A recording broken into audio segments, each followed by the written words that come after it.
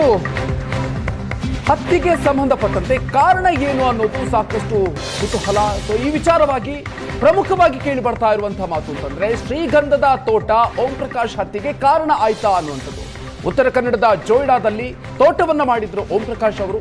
2012ರಲ್ಲಿ 2 ಎಕರೆ 20 ಗುಂಟೆ ಭೂಮಿಯನ್ನ ಖರೀದಿ ಮಾಡಿದ್ರು. ನಿವೃತ್ತಿ ಆಗೋ ಮುನ್ನ ಜಮೀನನ್ನ ಖರೀದಿ ಮಾಡಿದ್ರು. ಶ್ರೀಗಂಧದ ತೋಟದ ಮೇಲೆ ಪತ್ನಿ ಹಾಗೂ ಪುತ್ರಿ ಕಣ್ಣಿಟ್ಟಿದ್ರು. ಜೋಯಿಡಾದಲ್ಲೇ ಹಿಂದಿ ಶಿಕ್ಷಕಿಯಾಗಿದ್ರು ಓಂ ಪ್ರಕಾಶ್ ಅವರ ತಂಗಿ. ಓಂ ಪ್ರಕಾಶ್ ತಂಗಿಗೆ ಈ ತೋಟವನ್ನ ಬರೆದುಕೊಡುವಂತಹ ಗುಮಾನಿ ಇವರಿಗಿತ್ತು. ಸೊ ಹಾಗಾಗಿ ಓಂ ಪ್ರಕಾಶ್ ಜೊತೆಗೆ ಕಿರಿಕ್ ಮಾಡ್ತಾ ಇದ್ರಂತೆ ಅನ್ನುವಂತಹ ಮಾತುಗಳು ಕೇಳಿ ಬರ್ತಾ ಇದೆ. ಶ್ರೀಗಂಧದ ಫಾರ್ಮ್ ಹೌಸ್ಗೆ ವಿಶ್ರಾಂತಿಗೆ ಅಂತ ಓಂ ಪ್ರಕಾಶ್ ಬರ್ತಾ ಇದ್ರು.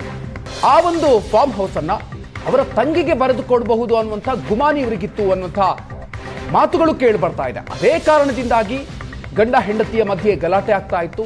ಅಂತಿಮವಾಗಿ ಅದು ಕೊಲೆಯಲ್ಲಿ ಅಂತ್ಯ ಆಗಿದೆ ಅನ್ನುವಂತಹ ಅನುಮಾನಗಳು ಕೂಡ ಇದೆ. ಆ ಒಂದು ಹಿನ್ನೆಲೆಯಲ್ಲೂ ಕೂಡ ಪೊಲೀಸರು ತನಿಖೆಯನ್ನ ನಡೆಸಲಿದ್ದಾರೆ.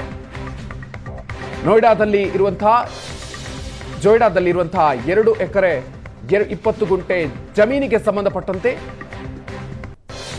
ಗಂಡ ಹೆಂಡತಿಯ ಮಧ್ಯೆ ಪ್ರತಿನಿತ್ಯವೂ ಜಗಳ ಆಗ್ತಾ ಇತ್ತು. ಅಂತಿಮವಾಗಿ ಈ ಒಂದು ವಿಚಾರವೇ ಕೊಲೆಗೂ ಕೂಡ ಕಾರಣ ಆಯ್ತಾ ಅನ್ನುವಂತಹ ಅನುಮಾನಗಳು ವ್ಯಕ್ತ ಆಗ್ತಾ ಇದೆ.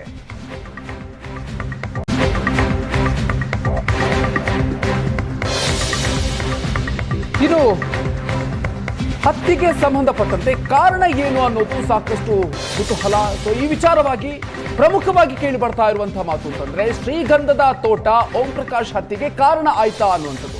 ಉತ್ತರ ಕನ್ನಡದ ಜೋಯಿಡಾದಲ್ಲಿ ತೋಟವನ್ನ ಮಾಡಿದ್ರು ಓಂ ಪ್ರಕಾಶ್ ಅವರು. 2012ರಲ್ಲಿ 2 ಎಕರೆ 20 ಗುಂಟೆ ಭೂಮಿಯನ್ನ ಖರೀದಿ ಮಾಡಿದ್ರು.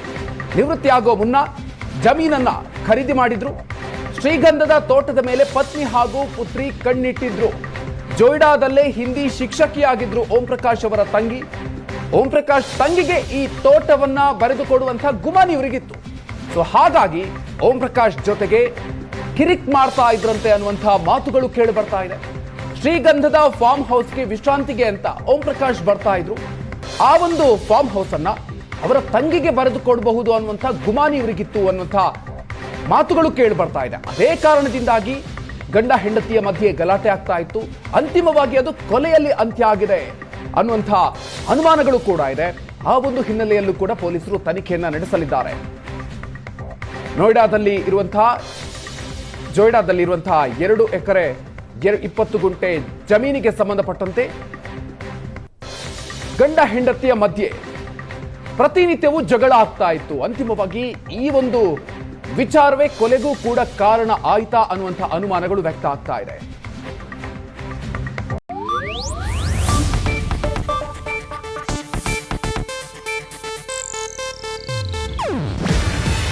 ಇದು ಏಷ್ಯಾನೆಟ್ ನ್ಯೂಸ್ ನೆಟ್ವರ್ಕ್ ಪ್ರಸ್ತುತಿ. ನೀವು ನೋಡ್ತಿದ್ದೀರಾ ಏಷ್ಯಾನೆಟ್ ಸುವರ್ಣ ನ್ಯೂಸ್.